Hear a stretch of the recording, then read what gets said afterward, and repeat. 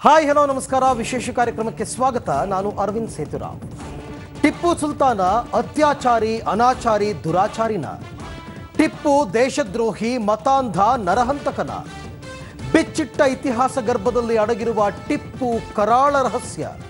ಟಿಪ್ಪು ಕಳಂಕಿತನ ಅಥವಾ ಕಠಾರಿ ವೀರನ? ಯಾವುದು ಸತ್ಯ? ಇದೇ ಈ ಹೊತ್ತಿನ ವಿಶೇಷ. ಟಿಪ್ಪು ಯಾರು?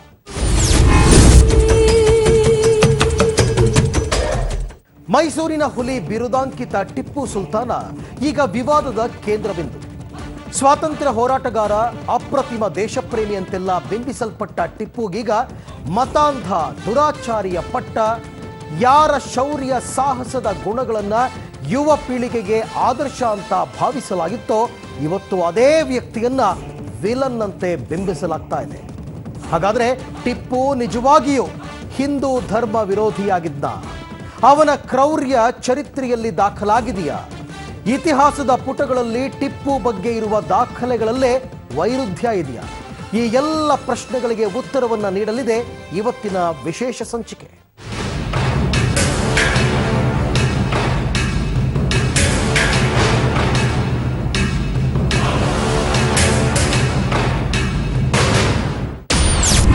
ಟಿಪ್ಪು ಸುಲ್ತಾನ ಅತ್ಯಾಚಾರಿ, ಅನಾಚಾರಿ, ದುರಾಚಾರಿನ? ಟಿಪ್ಪು ದೇಶದ್ರೋಹಿ, ಮತಾಂಧ, ನರಹಂತಕನ? ಬೆಚ್ಚಿ ಬೀಳಿಸುತ್ತಾ ಇತಿಹಾಸ ಗರ್ಭದಲ್ಲಿ ಅಡಗಿರುವ ಟಿಪ್ಪು ಕರಾಳ ರಹಸ್ಯ. ಟಿಪ್ಪು ಕಳಂಕಿತನ ಅಥವಾ ಕಠಾರಿ ವೀರನ? ಯಾವುದು ಸತ್ಯ? ಟಿಪ್ಪುವಿನ ಜಯಂತಿಯನ್ನು ಸಿದ್ದರಾಮಯ್ಯನವರ ಸರ್ಕಾರ ಕಳೆದ 2 ವರ್ಷಗಳಿಂದ ನಡೆಸ್ಕೊಂಡು ಬಂದಿದೆ. 2 ವರ್ಷದ ಹಿಂದೆ ಅದನ್ನು ಘೋಷಣೆ ಕೂಡ ಮಾಡಿದರು. ಆ ಟಿಪ್ಪುವಿನಲ್ಲಿ ಯಾವ ಆದರ್ಶವನ್ನು ಸಿದ್ದರಾಮಯ್ಯನವರು ಕಂಡುಕೊಂಡ್ರು ಅಂತ ನನಗೆ ಭಾಳ ಆಶ್ಚರ್ಯ ಆಗಿದೆ. ಇವರು ಸಮಾಜಕ್ಕೆ ಒಂದು ಆದರ್ಶವನ್ನು ಹಾಕ್ಕೊಡ್ಬೇಕು ಅಂತಲ್ಲ, ಸಮಾಜವನ್ನು ಒಡೆದು ಬಿಟ್ಟು ತಮ್ಮ ಏನು ರಾಜಕೀಯ ಲಾಭವನ್ನು ಪಡ್ಕೊಳ್ಬೇಕು ಅನ್ನೋದು ಅಷ್ಟೇ ಸಿದ್ದರಾಮಯ್ಯನವರ ಉದ್ದೇಶ. ಸಿದ್ದರಾಮಯ್ಯನವರು ಇಸ್ಲಾಮಿಗೆ ವಿರುದ್ಧವಾದಂಥ ಕೆಲಸವನ್ನು ಮಾಡ್ತಾ ಇದ್ದಾರೆ. ಒಬ್ಬ ವ್ಯಕ್ತಿಯ ಹುಟ್ಟುಹಬ್ಬವನ್ನು ಅಥವಾ ಜಯಂತಿಯನ್ನು ಆಚರಣೆ ಮಾಡುವುದು ಇಸ್ಲಾಂನಲ್ಲಿ ಹರಾಮ್, ನಿಷಿದ್ಧ. ಸಿದ್ದರಾಮಯ್ಯನವ್ರ ಕೆಲಸ ಹರಾಮ್ ಕೆಲಸವನ್ನು ಮಾಡಲಿಕ್ಕೆ ಕೊಟ್ಟಿದೆ. ಅದನ್ನು ಸಿದ್ದರಾಮಯ್ಯನವರು ಬಿಡಬೇಕು. ನೀವು ಇಸ್ಲಾಮಿಗೂ ಕೂಡ ಮಾಡ್ತಾ ಇರುವಂತ ಇದು ಅಪಚಾರ. ಕರ್ನಾಟಕ ರಾಜ್ಯ ಸರ್ಕಾರ ಹಠಕ್ಕೆ ಬಿದ್ದು ಟಿಪ್ಪು ಜಯಂತಿಯನ್ನ ಆಚರಣೆ ಮಾಡ್ತಾ ಇದೆ. ಕಳೆದ 2 ವರ್ಷಗಳ ಟಿಪ್ಪು ಜಯಂತಿ ಆಚರಣೆ ಸಂದರ್ಭದಲ್ಲಿ ಮೊದಲ ವರ್ಷದಲ್ಲಿ ನಾವು ಕುಟ್ಟಪ್ಪನನ್ನ ಮಡಿಕೇರಿಯಲ್ಲಿ ಕಳ್ಕೊಂಡ್ವಿ. ಕೋಮುಗಲಭೆ ಸೃಷ್ಟಿಯಾಯಿತು. ನಾವು ಸರ್ಕಾರಕ್ಕೆ ಪದೇ ಪದೇ ವಿನಂತಿ ಮಾಡ್ತಾನೆ ಇದ್ವಿ, ಯಾವುದೇ ಕಾರಣಕ್ಕೆ ಟಿಪ್ಪು ಜಯಂತಿ ಆಚರಣೆ ಬೇಡ. ಮುಸಲ್ಮಾನರ ಧರ್ಮದಲ್ಲೇ ವ್ಯಕ್ತಿ ಪೂಜೆಯನ್ನ ಮಾಡುವುದನ್ನ ಅವರು ಒಪ್ಪೋದಿಲ್ಲ. ಕಾಂಗ್ರೆಸ್ಗೆ ನಿಮ್ಗೆ ವೋಟ್ ಬ್ಯಾಂಕ್ ರಾಜಕಾರಣಕ್ಕಾಗಿ ಟಿಪ್ಪು ಜಯಂತಿ ಬೇಕು ಅಂತಂದ್ರೆ ಕಾಂಗ್ರೆಸ್ ಕಚೇರಿಯಲ್ಲಿ ಟಿಪ್ಪು ಜಯಂತಿಯನ್ನು ಆಚರಣೆ ಮಾಡಿ, ನಿಮ್ಮ ಮನೆಗಳಲ್ಲಿ ಆಚರಣೆ ಮಾಡ್ಕೊಳ್ಳಿ. ಕಾಂಗ್ರೆಸ್ ಪಕ್ಷದ ದುಡ್ಡನ್ನ ನೀವು ಖರ್ಚು ಮಾಡಿ. ಯಾವುದೇ ಕಾರಣಕ್ಕೆ ನನ್ನ ಹೆಸರನ್ನ ನೀವು ಟಿಪ್ಪು ಜಯಂತಿ ಆಚರಣೆಯ ಆಮಂತ್ರಣ ಪತ್ರದಲ್ಲಿ ನನ್ನ ಹೆಸರನ್ನ ಹಾಕಬಾರ್ದು ಅನ್ನುವಂತ ವಿನಂತಿಯನ್ನ ಇಬ್ರು ಜಿಲ್ಲಾಧಿಕಾರಿಗಳಿಗೆ ಮಾಡಿದೀವಿ. ಪ್ರೋಟೋಕಾಲ್ ಪ್ರಕಾರ ಕರೀತೀವಿ, ಅವರು ಬರಬೇಕು, ಅಟೆಂಡ್ ಮಾಡಬೇಕು. ಯಾಕಂದರೆ ಸರ್ಕಾರದಲ್ಲಿ ಅವರು ಮಂತ್ರಿ ಇರೋದ್ರಿಂದ ಲೋಕಸಭಾ ಬರಬೇಕು. ಇದು ಸರ್ಕಾರ ಆಚರಣೆ ಮಾಡ್ತಕ್ಕಂಥ ಟಿಪ್ಪು ಜಯಂತಿ. ಇವರಿಗೆ ರಾಜಕೀಯವಾಗಿ ಟಿಪ್ಪುನ ವಿರೋಧ ಮಾಡ್ತಕ್ಕಂಥದ್ದು ಇವರು. ಟಿಪ್ಪು ಬಗ್ಗೆ ಸರಿಯಾಗಿ ಓದ್ಕೊಂಡರೂ ಮಾಡಬೇಕು. ಗೊತ್ತಾಯ್ತಲ್ಲ, ಟಿಪ್ಪು ನಿಜ ಹೇಳಬೇಕು ಅಂದರೆ ಮೊದಲನೇ ಸ್ವಾತಂತ್ರ್ಯ ಹೋರಾಟ ನಡೆದಾಗ ಮೈಸೂರು ಯುದ್ಧಗಳು ನಡೆದವಲ್ಲ, 4 ಮಹಾಯುದ್ಧಗಳು, ಮೈಸೂರು ಯುದ್ಧಗಳು ಶ್ರೀರಂಗಪಟ್ಟಣದಲ್ಲಿ, ಅವೆಲ್ಲವೂ ಕೂಡ ಅವೇ ಮೊದಲನೇ ಸ್ವಾತಂತ್ರ್ಯ ಹೋರಾಟ.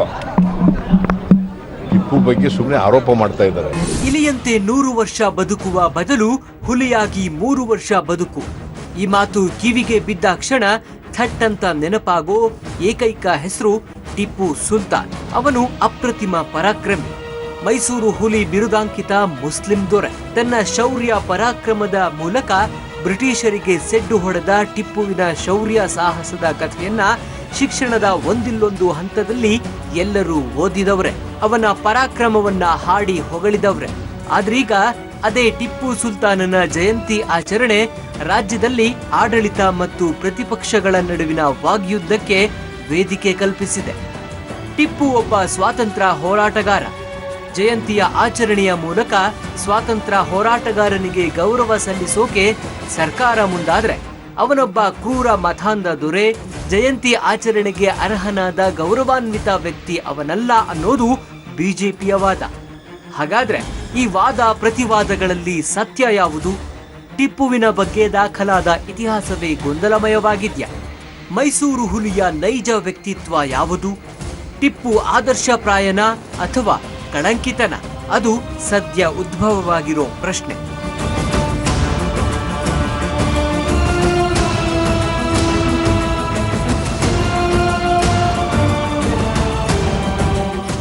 ಸಾವಿರದ 1750ರಲ್ಲಿ ಹೈದರಾಲಿ ಮತ್ತು ಫಕ್ರುನ್ನಿಸಾ ದಂಪತಿಗೆ ಜನಿಸಿದ ಟಿಪ್ಪು ಬ್ರಿಟಿಷರ ವಿರುದ್ಧ ಹೋರಾಡಿದ ಅಮೋಘ ವೀರ, ಅಪ್ರತಿಮ ಶೂರ. ಪ್ರದೇಶದ ಸೂಫಿ ಸಂತರ ಹೆಸರನ್ನ ತನ್ನ ಮಗನಿಗೆ ನಾಮಕರಣ ಮಾಡಿದ್ದರು ಟಿಪ್ಪುವಿನ ತಾಯಿ. ತನ್ನಲ್ಲಿ ದೈವದತ್ತವಾಗಿ ಬಂದ ಸ್ಫೋಟಕ ಸ್ಥೈರ್ಯ, ಶೌರ್ಯದ ಕಾರಣ ಬ್ರಿಟಿಷರಿಗೆ ಸಿಂಹ ಸ್ವಪ್ನವಾಗಿದ್ದ ಟಿಪ್ಪು ಶತ್ರುವನ್ನ ಲೀಲಾಜಾಲವಾಗಿ ಮಣಿಸಿದ್ದ. ಟಿಪ್ಪು ಕೇವಲ 13ನೇ ವಯಸ್ಸಿನಿಂದಲೇ ತಂದೆಯ ಗರಡಿಯಲ್ಲಿ ಪಳಗಿ ಅಪ್ರತಿಮ ಯೋಧ ಎನಿಸಿಕೊಂಡಿದ್ದ. ರಣರಂಗದಲ್ಲಿ ಟಿಪ್ಪು ಹೋರಾಡುವ ಪರಿ, ಟಿಪ್ಪುವಿನ ಶೌರ್ಯ ಸಾಹಸ, ರಣನೀತಿಗಳಿಂದ ನಾಡಿನೊಳಗಿನ ಶತ್ರುಗಳು, ಲಂಡನ್ನಿನಲ್ಲಿ ಕೂತ ಪರಂಗಿಗಳು ಭಯದಿಂದ ಹೆಪ್ಪುಗಟ್ಟುತ್ತಿದ್ರು. ಇದು ಈವರೆಗೂ ನಾವು ನೀವು ಕೇಳಿದ್ದ ಟಿಪ್ಪುವಿನ ಶೌರ್ಯ ಸಾಹಸಗಳ ಅತಿ ರಂಜನೀಯ ಕಥೆಯಾದ್ರೆ ನಿಜಾಂಶವೇ ಬೇರಿದೆ ಅನ್ನೋದು ಟಿಪ್ಪು ಜಯಂತಿಯನ್ನ ವಿರೋಧಿಸುತ್ತಿರುವವರ ವಾದ.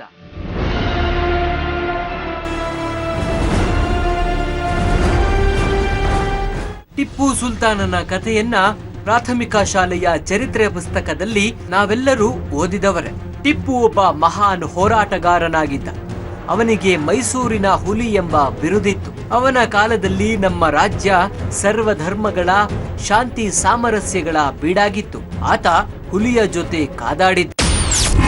ಟಿಪ್ಪು ಬಗ್ಗೆ ಇತಿಹಾಸದ ಪುಟಗಳಲ್ಲಿ ದಾಖಲಾಗಿರೋದೇನು?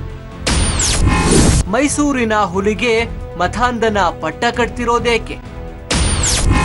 ನಿಜಾನ ಟಿಪ್ಪು ಹಿಂದೂಗಳ ಮಾರಣ ಹೋಮಕ್ಕೆ ಕಾರಣನಾಗಿದ್ದು? ಟಿಪ್ಪು ಹೊಂದಿದ್ದನ ಕನ್ನಡ ವಿರೋಧಿ ಧೋರಣೆ? ಇದೀಗ ಟಿಪ್ಪು ಜಯಂತಿಯ ಆಚರಣೆಯ ಔಚಿತ್ಯದ ಪ್ರಶ್ನೆ ಎದ್ದಿರುವ ಬೆನ್ನಲ್ಲೇ ಟಿಪ್ಪುವಿನ ನೈಜ ವ್ಯಕ್ತಿತ್ವದ ಅಧ್ಯಯನ ಮಾಡಿದ ಕೆಲ ಇತಿಹಾಸಕಾರರು ಟಿಪ್ಪುವಿನ ಮೇಲಿರುವ ಆರೋಪಗಳಿಗೆ ಪುಷ್ಟಿ ನೀಡುವ ಕೆಲ ಸಾಕ್ಷ್ಯಗಳನ್ನ ಇತಿಹಾಸದ ಪುಟಗಳಿಂದ ಹೊರತೆಗೆದಿದ್ದಾರೆ. ಸ್ವಾತಂತ್ರ್ಯ ಹೋರಾಟಗಾರನಂತೆ ಬಿಂಬಿಸಲ್ಪಟ್ಟ ಟಿಪ್ಪುವಿನ ನೈಜ ವ್ಯಕ್ತಿತ್ವದ ಮೇಲೆ ಬೆಳಕು ಚೆಲ್ಲುವ ಅಂಶಗಳು ಬಹಿರಂಗವಾಗಿವೆ. ಆರೋಪ 1. ಟಿಪ್ಪು ದೇಶಪ್ರೇಮಿಯಲ್ಲ. ಸಾಕ್ಷ್ಯ: ಕನ್ನಡ ನಾಡಿನ ಜನರ ರಕ್ಷಣೆ ಮಾಡುತ್ತಿದ್ದ ಮೈಸೂರಿನ ಒಡೆಯರಿಂದ ಅಧಿಕಾರ ಕಸಿದುಕೊಂಡು ದಕ್ಷಿಣ ಭಾರತದಲ್ಲಿ ಪ್ರಬಲನಾದ ಹೈದರಾಲಿಯ ಮಗ ಟಿಪ್ಪು ಬ್ರಿಟಿಷರ ವಿರುದ್ಧ ಹೋರಾಡಿದ್ದು ಅವರು ನಿಜಾಮ ಮತ್ತು ಮೈಸೂರಿನ ಒಡೆಯರ ಜೊತೆ ಹೊಂದಾಣಿಕೆ ಮಾಡಿಕೊಂಡು ತನ್ನ ವಿರುದ್ಧ ತಿರುಗಿಬಿದ್ದರು ಎಂಬ ಕಾರಣಕ್ಕೆ ಮಾತ್ರವೇ ಹೊರತು ದೇಶಭಕ್ತಿಯಿಂದಲ್ಲ. 1797ರ ಏಪ್ರಿಲ್ 21ರಂದು ಫ್ರೆಂಚರಿಗೆ ಪತ್ರ ಬರೆಯುವ ಟಿಪ್ಪು ಅವರ ಬೆಂಬಲ ಸಿಕ್ಕರೆ ಬ್ರಿಟಿಷರನ್ನ ಓಡಿಸಿ ಇಡೀ ದೇಶವನ್ನ ಲೂಟಿ ಹೊಡೆಯಬಹುದು ಎಂಬ ಪ್ರಲೋಭನೆ ಒಡ್ಡುತ್ತಾನೆ. ಬ್ರಿಟಿಷರಿಂದ ಬಂಧನಕ್ಕೊಳಗಾಗಿ ಸೆರೆಮನೆವಾಸಿಯಾಗಿದ್ದ ಫ್ರೆಂಚ್ ನಾಯಕ ನೆಪೋಲಿಯನ್ ಬೋನಾಪಾರ್ಟಿಯ ಜೊತೆ ಪತ್ರ ವ್ಯವಹಾರ ನಡೆಸುತ್ತಿದ್ದ ಟಿಪ್ಪು ಫ್ರೆಂಚರೊಡನೆ ಸೇರಿ ದಕ್ಷಿಣ ಭಾರತದ ನಿಜಾಮ ಮತ್ತು ಮರಾಠರನ್ನ ಸೋಲಿಸಿ ಇಲ್ಲಿ ಏಕಚಕ್ರಾಧಿಪತ್ಯ ಸ್ಥಾಪಿಸುವ ಮಹತ್ವಾಕಾಂಕ್ಷೆ ಹೊಂದಿದ್ದ ಎಂಬುದು ಇತಿಹಾಸಕಾರರ ವಾದ. ಆರೋಪ 2. ಟಿಪ್ಪು ಕನ್ನಡ ಪರ ನಿಲುವು ಹೊಂದಿರಲಿಲ್ಲ. ಸಾಕ್ಷ್ಯ: ಇನ್ನು ಕರ್ನಾಟಕವನ್ನಾಳಿದ ಟಿಪ್ಪು ಕನ್ನಡ ಪರ ನಿಲುವು ಹೊಂದಿದ್ದನೆಂಬುದಕ್ಕೂ ಇತಿಹಾಸದಲ್ಲಿ ಆಧಾರಗಳು ಸಿಗುತ್ತಿಲ್ಲ. ಟಿಪ್ಪು ತನ್ನ ಆಡಳಿತವಿರುವ ಎಲ್ಲಾ ಪ್ರದೇಶಗಳಲ್ಲಿ ಉರ್ದು ಮತ್ತು ಪಾರಸಿ, ಪರ್ಷಿಯನ್ ಭಾಷೆಗಳನ್ನ ಖಾಯಂ ಮಾಡಿದ. ತನ್ನ ರಾಜ್ಯದ ವ್ಯವಹಾರಗಳು ಪಾರಸಿ ಭಾಷೆಯಲ್ಲೇ ಇರಬೇಕು ಅಂತ ಕಟ್ಟಪ್ಪಣೆ ಹೊರಡಿಸಿದ್ದ. ಅತ್ಯಂತ ಕಟ್ಟಾಮತೀಯನಾಗಿದ್ದ ಟಿಪ್ಪು ತನ್ನ ಆಡಳಿತ ಕಾಲದಲ್ಲಿ ಹಲವು ಊರುಗಳ ಹೆಸರುಗಳನ್ನ ಬದಲಾಯಿಸಿದ. ಮಂಗಳೂರು ಜಲಲಾಬಾದ್ ಆಯ್ತು, ಮೈಸೂರು ನಜರಾಬಾದ್, ಕಣ್ಣಾನೂರು ಕುಸನಾಬಾದ್, ಗುಟ್ಟಿ ಫೈಜ್ ಹಿಸಾರ್, ಧಾರವಾಡ ಖುರ್ಷಿದ್ ಸವಾಡ್, ದಿಂಡಿಗಲ್ ಕಲಿಖಾಬಾದ್, ರತ್ನಗಿರಿ ಮುಸ್ತಫಾಬಾದ್, ಕಲ್ಲಿಕೋಟೆ ಇಸ್ಲಾಮಾಬಾದ್. ಹೀಗೆ ಮೈಸೂರಿನ ಸುತ್ತಮುತ್ತಲಿನ ಜಾಗಗಳೆಲ್ಲ ಟಿಪ್ಪು ಮುಸ್ಲಿಂ ಹೆಸರುಗಳನ್ನ ಇಡುತ್ತಾ ಹೋದ. ಆ ಮೂಲಕ ಕರ್ನಾಟಕದ ಅಧಿಕೃತ ಭಾಷೆ ಕನ್ನಡವನ್ನ ಕಡೆಗಣಿಸಿದ್ದನೆಂಬುದು ಇತಿಹಾಸಕಾರರ 2ನೇ ಆರೋಪ.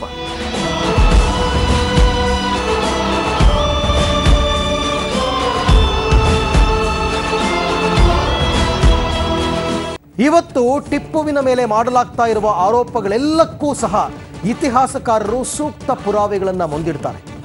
ಟಿಪ್ಪುವಿನ ಮೇಲಿರ್ತಕ್ಕಂಥ ಪ್ರತಿ ಆರೋಪಕ್ಕೂ ದಾಖಲೆ ಸಮೇತ ಪುರಾವೆಗಳನ್ನು ಮುಂದಿಡ್ತಾರೆ. ಹಾಗಾದರೆ ಏನದು ಪುರಾವೆ?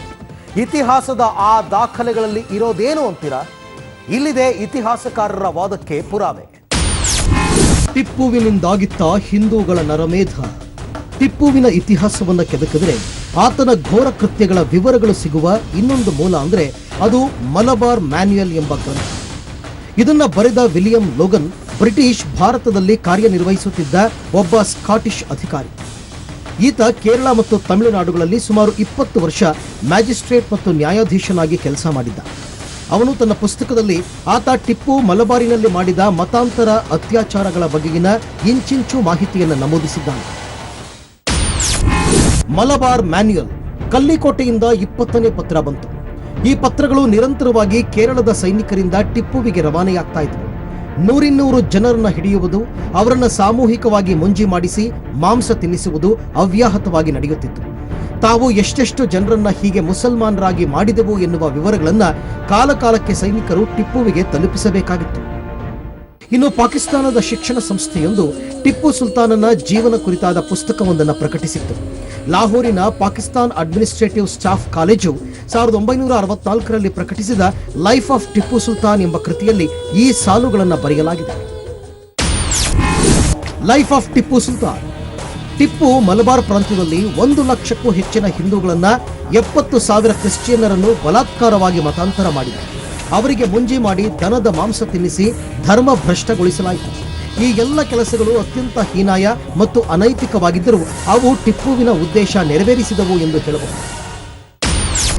ಕೊಡವರ ಹತ್ಯಾಕಾಂಡಕ್ಕೆ ಕಾರಣನಾದನ ಟಿಪ್ಪುವಿನ ಪಾತಕಗಳಿಗೆ ಪ್ರಬಲ ಪ್ರತಿರೋಧ ಒಡ್ಡುತ್ತಿದ್ದವರು ಅಂದರೆ ಕೊಡವರು. ಫ್ರೆಂಚ್ ಸೇನೆಯ ನೆರವು ಪಡೆದರೂ ಕೊಡವ ಸೇನೆಯನ್ನ ಬಗ್ಗುಬಡಿಯಲು ಸಾಧ್ಯವಾಗದ ಮೇಲೆ ಟಿಪ್ಪು ಅವರನ್ನ ಉಪಾಯದಿಂದ ಸೋಲಿಸುವ ಕುತಂತ್ರ ಹೆಣೆದ. ತಾನು ಇನ್ನು ಮುಂದೆ ಕೊಡವರ ಜೊತೆ ಕಾದಾಡುವುದಿಲ್ಲವೆಂದು ಪರಸ್ಪರ ಗೌರವ ಕೊಟ್ಟು ತಾವಿಬ್ಬರು ಸ್ನೇಹಿತರಂತೆ ನೆರೆಹೊರೆಯ ರಾಜ್ಯಗಳನ್ನು ನೋಡಿಕೊಂಡಿರೋಣ ಅಂತ ಹೇಳಿ ಕೊಡವರನ್ನ ನಂಬಿಸಿ ಭಾಗಮಂಡಲದ ದೇವಟ್ಟಿಪರಂಬು ಎಂಬಲ್ಲಿ ಔತಣಕೂಟವನ್ನು ಏರ್ಪಡಿಸಿದ. ಟಿಪ್ಪುವಿನ ಮಾತನ್ನ ನಂಬಿದ ಕೊಡವರು ಔತಣಕೂಟದಲ್ಲಿ ಪಾಲ್ಗೊಳ್ಳಲು ಬಂದರು. ಆಗ ಸಮಯ ಸಾಧಿಸಿ ಟಿಪ್ಪುವಿನ ಸೇನೆ ನಿರಾಯುಧ ಕೊಡವರ ಮೇಲೆ ದಾಳಿ ನಡೆಸಿತು. 1785ರ ಡಿಸೆಂಬರ್ 13ರಂದು ನಡೆದ ಈ ಹತ್ಯಾಕಾಂಡದಲ್ಲಿ ಒಟ್ಟು 30,000 ಕೊಡವರು ಪ್ರಾಣ ಬಿಟ್ಟರು. ಬದುಕುಳಿದವರನ್ನ ಶ್ರೀರಂಗಪಟ್ಟಣದಲ್ಲಿ ಬಂಧಿಸಿಡಲಾಯಿತು ಎಂಬುದು ಟಿಪ್ಪು ಮೇಲಿರುವ ಮತ್ತೊಂದು ಆರೋಪ. ಮೇಲುಕೋಟೆಯಲ್ಲಿ ದೀಪಾವಳಿಯಂದೇ ನಡೆದಿತ್ತು ಭೀಕರ ನರಮೇಧ. ಕೊಡವರ ಹತ್ಯಾಕಾಂಡದ ಮಾದರಿಯಲ್ಲೇ ಇನ್ನೊಂದು ಹತ್ಯಾಕಾಂಡವನ್ನ ಟಿಪ್ಪು ಮೇಲುಕೋಟೆಯಲ್ಲಿ ನಡೆಸಿದ. ಹೈದರಾಲಿಯ ಮೃತ್ಯುವಿನ ನಂತರ ರಾಜ್ಯವನ್ನ ಮತ್ತೆ ತನ್ನ ಕೈವಶ ಮಾಡಿಕೊಳ್ಳಲು ಮೈಸೂರಿನ ರಾಜಮಾತೆ ಲಕ್ಷ್ಮೀ ಅಮ್ಮಣ್ಣಿಯವರು ಪ್ರಯತ್ನಿಸುತ್ತಾ ಇದ್ದುದು ಟಿಪ್ಪುವಿನ ಗಮನಕ್ಕೆ ಬಂತು. ಅದರ ಜೊತೆಗೆ ತನ್ನ ಪಾಳೆಯದಲ್ಲಿ ಗುರುತಿಸಿಕೊಂಡಿದ್ದ ಶಾಮಯ್ಯ ಅಯ್ಯಂಗಾರರು ಇವರಿಬ್ಬರ ಜೊತೆ ಕೈಜೋಡಿಸಿದ್ದಾರೆ ಎಂಬ ಸಂಶಯ ಟಿಪ್ಪುವಿಗಿತ್ತು. ಇವೆಲ್ಲ ಸಂಗತಿಗಳು ಜೊತೆಯಾಗಿ ಟಿಪ್ಪು ಮೈಸೂರಿನ ಅರಸರಿಗೆ ಬೆಂಬಲ ಕೊಡ್ತಾ ಇರುವ ಅಯ್ಯಂಗಾರ್ ಕುಲವನ್ನೇ ನಿರ್ನಾಮ ಮಾಡಬೇಕು ಅಂತ ಬಗೆದ. ಮೇಲುಕೋಟೆಯ ಮಂಡಯಂ ಅಯ್ಯಂಗಾರರ ಮೇಲೆ ಸೇಡು ತೀರಿಸಿಕೊಳ್ಳಲು ದೀಪಾವಳಿಯ ನರಕ ಚತುರ್ದಶಿಯ ದಿನವನ್ನು ಆಯ್ದುಕೊಂಡ. ಹಬ್ಬದ ಸಂಭ್ರಮದಲ್ಲಿ ತೊಡಗಿಕೊಂಡಿದ್ದ ಸುಮಾರು 800 ಕುಟುಂಬಗಳನ್ನ ಟಿಪ್ಪುವಿನ ಸೈನಿಕರು ಘನಘೋರವಾಗಿ ಕಡಿದು ಚೆಲ್ಲಿದರು. ಇಡೀ ಮೇಲುಕೋಟೆ ಊರೇ ರಕ್ತ ಸಿಕ್ತವಾಯಿತು. ಟಿಪ್ಪು ಒಬ್ಬ ಹೆಣ್ಣು ಬಾಕ ಹುಲಿ. ಟಿಪ್ಪು ತನ್ನ ರಾಜಧಾನಿ ಶ್ರೀರಂಗಪಟ್ಟಣದಲ್ಲಿ ಅರಮನೆಯ ಪಕ್ಕದಲ್ಲೇ ಒಂದು ದೊಡ್ಡ ಜನಾನವನ್ನು ಕಟ್ಟಿಸಿದ್ದ. ಜನಾನ ಎಂದರೆ ರಾಣಿಯರ ವಾಸಗೃಹ ಅಂತ ಅರ್ಥ. ಟಿಪ್ಪುವಿನ ಮರಣಾನಂತರ ಆತನ ಎಲ್ಲ ಆಸ್ತಿಪಾಸ್ತಿಗಳ ಒಡೆತನವನ್ನು ತಮ್ಮ ಕೈಗೆ ತೆಗೆದುಕೊಂಡ ಬ್ರಿಟಿಷರು ಜನಾನದ ಉಸ್ತುವಾರಿಯನ್ನ ಕ್ಯಾಪ್ಟನ್ ಥಾಮಸ್ ಮ್ಯಾರಿಯಟ್ ಎಂಬಾತನಿಗೆ ವಹಿಸಿದರು. ಆಗ ಆತ ಮೊದಲ ಬಾರಿಗೆ ಆ ಕಟ್ಟಡದ ಒಳಗೆ ಹೋಗಿ ಸಂಪೂರ್ಣವಾದ ಸಮೀಕ್ಷೆ ನಡೆಸಿ ತನ್ನ ವರದಿಯನ್ನ ಬರೆದ. ಮ್ಯಾರಿಯಟ್ ದಾಖಲಿಸಿದ ಪ್ರಕಾರ ಜನಾನದಲ್ಲಿ ಒಟ್ಟು 333 ಜನ ಟಿಪ್ಪುವಿನ ಹೆಂಗಸರು ಕಾಣಸಿಕ್ಕರಂತೆ. ಅಲ್ಲದೆ ದಾಸಿಯರು, ಮಂಗಳಮುಖಿಯರು ಕೂಡ ಇದ್ರು. ಪ್ರತಿ ಕೋಣೆಯನ್ನು ಒಂದಷ್ಟು ಮಂಗಳಮುಖಿಯರು ಕಾವಲು ಕಾಯ್ತಿದ್ರು. ಜನಾನದಲ್ಲಿ ಹತ್ತಿರದ ಊರುಗಳ ಕೆಲವು ಪಾಳೆಗಾರರು, ಮಾಂಡಲಿಕರು, ಸರದಾರರ ಹೆಣ್ಣು ಮಕ್ಕಳು ಇದ್ರು. ಭಾರತದಲ್ಲಿ ಆರ್ಕಾಟ್, ತಂಜಾವೂರು, ಹೈದರಾಬಾದ್, ದೆಹಲಿ ಮುಂತಾದ ಊರುಗಳಿಂದ ಒಂದು ಗೆದ್ದೋ ಇಲ್ಲ ಅಪಹರಿಸಿ ಅಥವಾ ದುಡ್ಡು ಕೊಟ್ಟು ತಂದ ಹೆಣ್ಣು ಮಕ್ಕಳನ್ನ ಜನಾನದಲ್ಲಿ ಕೂಡಿ ಹಾಕಲಾಗಿತ್ತು.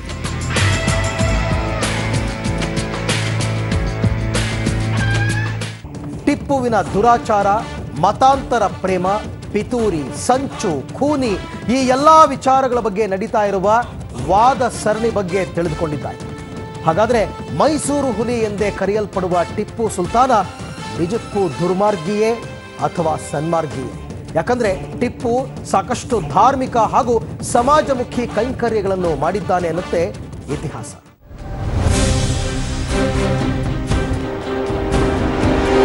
ಟಿಪ್ಪು ಮಹಾನ್ ಶಕ್ತಿಯೇ, ವ್ಯಕ್ತಿ ಪೂಜೆಗೆ ಅವ ಯೋಗ್ಯನೇ. ಆತನ ಜಯಂತಿಯನ್ನ ಸರ್ಕಾರದ ಕಾರ್ಯಕ್ರಮದಂತೆ ಆಚರಿಸುತ್ತಿರೋದು ಎಷ್ಟು ಔಚಿತ್ಯಪೂರ್ಣ. ಇದರಿಂದ ಸಾಮಾಜಿಕ ಸ್ವಾಸ್ಥ್ಯ ಹದಗೆಡಲ್ವೇ? ಇತಿಹಾಸದಲ್ಲಿ ಬಿಂಬಿತವಾದಂತೆ ಟಿಪ್ಪು ದೇಶಪ್ರೇಮಿಯ ಇಲ್ಲ ದೇಶದ್ರೋಹಿಯ, ಹೀಗೆ ಸಂದಿಗ್ಧತೆಗೆ ದೂಡುವ ವಾದ ಪ್ರತಿವಾದ ಎಗ್ಗಿಲ್ಲದೆ ಸಾಗಿದೆ. ಇಂಥ ವೇಳೆಯಲ್ಲೇ ಟಿಪ್ಪುವಿನ ಮತ್ತೊಂದು ವ್ಯಕ್ತಿತ್ವದ ಪರಿಚಯ ಮಾಡುವುದು ಸೂಕ್ತ ಅನಿಸುತ್ತದೆ.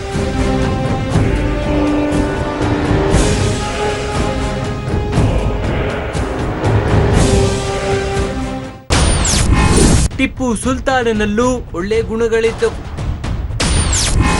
ಆತನಿಂದಲೂ ಸಮಾಜೋದ್ಧಾರಕ ಕಾರ್ಯಗಳಾಗಿದ್ವು. ಕರಾವಳಿ, ಮೈಸೂರಿನ ದೇವರುಗಳಿಗೆ ನಂಜನಗೂಡಿನ ಕಳಲೆಯ ಲಕ್ಷ್ಮೀಕಾಂತ, ಮೇಲುಕೋಟೆಯ ನಾರಾಯಣಸ್ವಾಮಿ, ಶ್ರೀಕಂಠೇಶ್ವರ ದೇವಾಲಯಗಳಿಗೆ ಟಿಪ್ಪು ಅಪೂರ್ವ ಕಾಣಿಕೆ ಸಲ್ಲಿಸಿರುವ ದಾಖಲೆಗಳಿವೆ. ಟಿಪ್ಪುವಿನ ಅರಮನೆ ಶ್ರೀರಂಗಪಟ್ಟಣದ ರಂಗನಾಥ ದೇವರ ಕೂಗಳತೆಯ ದೂರದಲ್ಲಿತ್ತು. ಮಸೀದಿಯ ಪ್ರಾರ್ಥನಾ ಕರೆ ಮತ್ತು ದೇವರ ಗಂಟೆ ಕರೆಯನ್ನ ಸಮಾನ ಗೌರವದಿಂದ ಟಿಪ್ಪು ಆಲಿಸುತ್ತಿದ್ದನಂತೆ. ಆತನ ಅರಮನೆ ಸಮೀಪ ನರಸಿಂಹ, ಗಂಗಾಧರೇಶ್ವರ ದೇವಾಲಯಗಳಿದ್ದವು.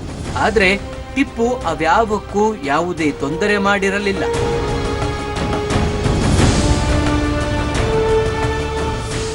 ಆದಿ ಶಂಕರಾಚಾರ್ಯರಿಂದ ಸ್ಥಾಪಿಸಲ್ಪಟ್ಟ ಕೊಲ್ಲೂರು ಮೂಕಾಂಬಿಕೆ ಅಂದ್ರೆ ಟಿಪ್ಪು ಸುಲ್ತಾನನಿಗೆ ಅಪಾರ ಗೌರವ. ಶೃಂಗೇರಿ ಜೊತೆ ಆತ ಅವಿನಾಭಾವ ಸಂಬಂಧ ಹೊಂದಿದ್ದ. ಮರಾಠರಿಗೆ ವೈರಿಯಾಗಿದ್ದ ಟಿಪ್ಪುವಿಗೆ ಅದೇ ಕಾರಣಕ್ಕೆ ಶೃಂಗೇರಿ ಹತ್ತಿರವಾಗಿತ್ತು. ಮರಾಠರ ಪರಶುರಾಮ ಭಾವು ಶೃಂಗೇರಿಗೆ ದಾಳಿ ಮಾಡಿ ಹಾನಿ ಎಸಗಿದಾಗ ಟಿಪ್ಪು ಶಾರದಾ ದೇವಾಲಯದ ಮೂರ್ತಿಯೊಂದರ ಪ್ರತಿಷ್ಠಾಪನೆಗೆ ಧನ ಸಹಾಯವನ್ನು ಮಾಡಿದ್ದ. ಮೂರ್ತಿ ಪ್ರತಿಷ್ಠಾಪನೆ ಬಳಿಕ ಸ್ವಾಮೀಜಿ ಪ್ರಸಾದ, ಶಾಲು ಕಳುಹಿಸಿದ ಹಾಗೂ ಟಿಪ್ಪು ದೇವಿಗೆ ಚಿನ್ನದ ಜರಿಯ ಸೀರೆ, ಮೇಲುವಸ್ತ್ರ ಕಳುಹಿಸಿದ ದಾಖಲೆ ಇದೆ. ಅಲ್ಲದೆ ನಿತ್ಯವೂ ಕೊಲ್ಲೂರು ಮೂಕಾಂಬಿಕೆಯ ಸನ್ನಿಧಿಯಲ್ಲಿ ಟಿಪ್ಪು ಸ್ಮರಣಾರ್ಥ ಸಲಾಂ ಮಂಗಳಾರತಿ ಮಾಡಲಾಗತ್ತೆ.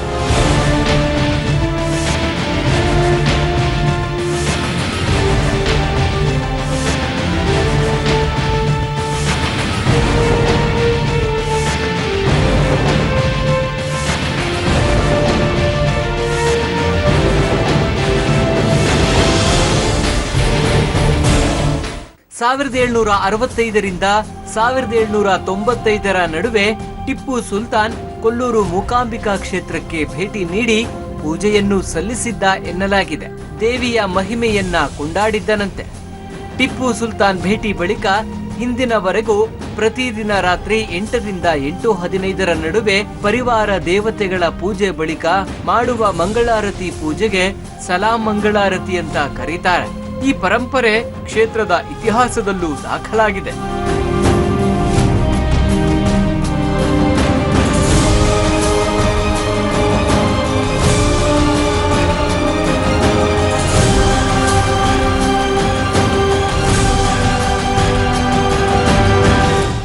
ಸಾವಿರದ 1792ರಲ್ಲಿ ಭಾರತದಲ್ಲಿ ಪ್ರಥಮ ಬಾರಿಗೆ ಭೂ ಸುಧಾರಣೆ ಕಾಯ್ದೆ ಜಾರಿಗೆ ತಂದು ಉಳುವವನಿಗೆ ಭೂಮಿ ಸಿಗಬೇಕು ಎಂಬುದು ಟಿಪ್ಪು ಕೃಷಿ ನೀತಿಯಾಗಿತ್ತು.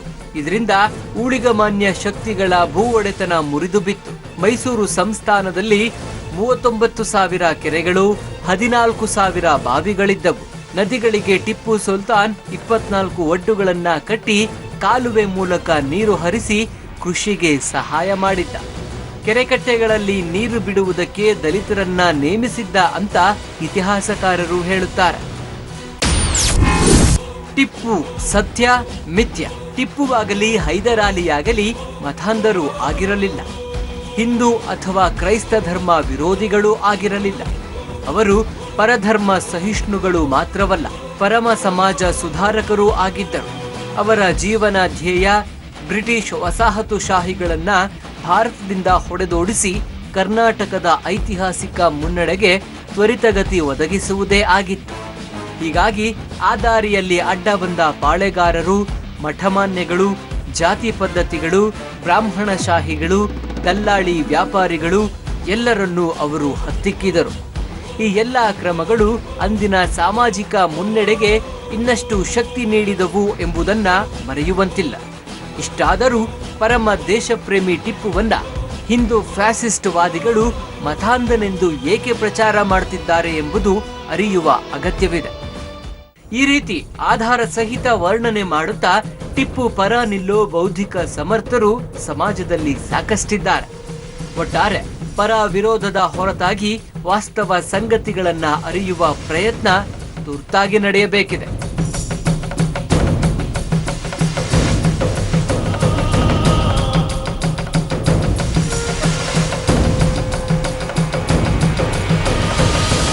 ಒಟ್ಟಲ್ಲಿ ಒಬ್ಬ ವ್ಯಕ್ತಿಯ ಬಗ್ಗೆ ಇತಿಹಾಸದ ಪುಟಗಳಲ್ಲಿ ದಾಖಲಾಗಿರುವ ಅಂಶಗಳೇ ಪರ ವಿರೋಧದ ಚರ್ಚೆಗೆ, ದ್ವಂದ್ವಕ್ಕೆ ಕಾರಣವಾಗಿರೋದು ವಿಷಾದದ ಸಂಗತಿ. ಹೀಗಾಗಿ ಇದರ ಬಗ್ಗೆ ಸರಿಯಾದ ಅಧ್ಯಯನ ಮಾಡಿ ಆಳುವವರು ಒಂದು ನಿರ್ಧಾರಕ್ಕೆ ಬಂದರೆ ಒಳ್ಳೆಯದು. ಇದೇ ಹೊತ್ತಿನ ವಿಶೇಷ. ನೆನಪಿರಲಿ, ನ್ಯೂಸ್ ಅಂದರೆ ಪಬ್ಲಿಕ್.